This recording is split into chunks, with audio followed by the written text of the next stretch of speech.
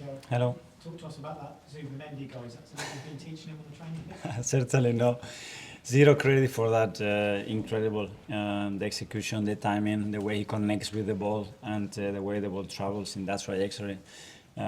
Certainly he's given us a lot of positive things. His presence, his authority on the pitch, the way he connects with the players, and that composure that he's having. If he starts to add assists and goals like this, then it's another dimension of a player. What did you make of Eze on his full debut for the club? Yeah, the new ones that they started, 5 of them today, really impressed with them. I think you can sense and feel that there are new relationships flourishing there that are going to give us different things. To become more unpredictable, Noni, I think it was exceptional as well. So we play a front three that we never played before.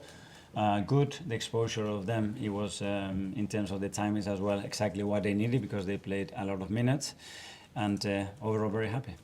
James, ESPN. Mikel, considering the players you had out today and then obviously losing Martin early on and then to play like that still, does that sort of show the squad depth that you've worked on all summer to get is actually here and thriving already?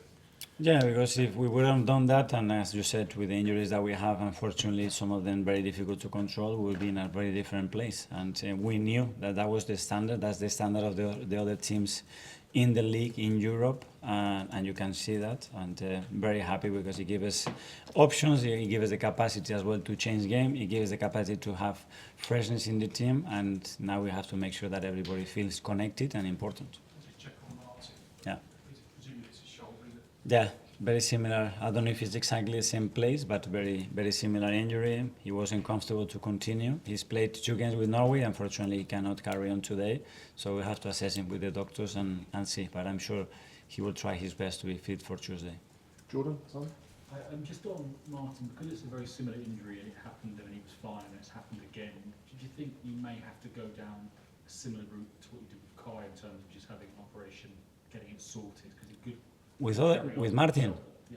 No, I don't think that's, well, I'm not the expert, but they weren't concerned at that level at all. I mean, the last time in a few days he was able to manage the pain, especially wasn't that the injury was that bad. I don't know the extent of 2 days, but hopefully no. And it's quite rare to see Declan not starting for Arsenal, but is that just quite nice? Did he need that rest, and do you need to do that more? Yes, and as well because Mikel comes after scoring 4 goals in 2 games with a really high emotional state, and I want to use that when a player is in that moment. I want to play him because he's gonna bring something different with the qualities that they have, and Declan comes in and it will have an impact immediately. Or we'll play the next game, and that's what we need to try to manage the best possible way.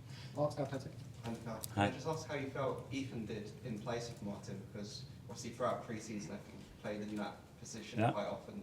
So how have you seen him kind of develop in that role over the past few months? Very good, different qualities, and you can sense, especially in the first time when he got the ball in certain areas, how comfortable he is to carry the ball straight away. The moment it's very close to the box, he's got one thing in his mind, which is the ball and nothing else.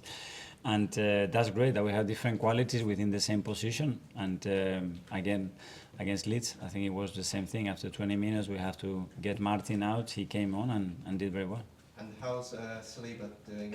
He missed the Yeah, he trained yesterday and he did the whole session and he was okay. I spoke to him afterwards and he said, I think I need a few more days. The turnaround has been too quick for the extent of the injury. So when a player says that, don't push it. And I think Moscow was very good. Yes, Sam, Daily Mail. The Scarra again played, as you say, played really well. How hard could he be pushing Saliba and Gabriel this season that you can see to come? Because, as you say, you just seen today and what he did in Anfield. Very hard. He's going to push them. And this kid wants it a lot and is so willing to learn. He's got already some great qualities that fit very well any position that we want to use him in relation to the connections and the qualities of the other defenders. So, let us see. And with so many defenders now, especially ones that are obviously pushing to start, how do you balance that? Because they obviously all want to play every week, so how do you try and... Well, we need 2 players per position. This is football, nothing different. Again, in the other teams, when you see the quality that they have, it's nothing new. It's just perform, be available as much as possible because we're going to need them. And in relation to the opponent, what we want to create, we will use certain players, certain qualities. Miguel, independent. Mikel, you mentioned the high emotional state there for Marino, Yeah. but all of the new players, or almost all of them, I felt like they had a big moment. Yeah. How important is that in terms of getting something like that this early, even as if today with the pass after Martin's goal? That's very positive because as well some of the players that we decided to come off, when you see the reception and the connection they build with our supporters already, that's exactly what you need, because that's going to help you. It gives confidence, it gives you more ambition, I think, to do better, and they are all in a good place, I think. And just on the depth, is that a specific response to what the Champions League is now, that you basically have a parallel league season? Yeah, and obviously the demands of the amount of players that the players have to play. They have to play 70 or 74 games throughout the season. It's never been done. When the intensity goes that high, they are not going to be able to sustain that. So you need more players. The standards have raised. We need better players, and there's no secret.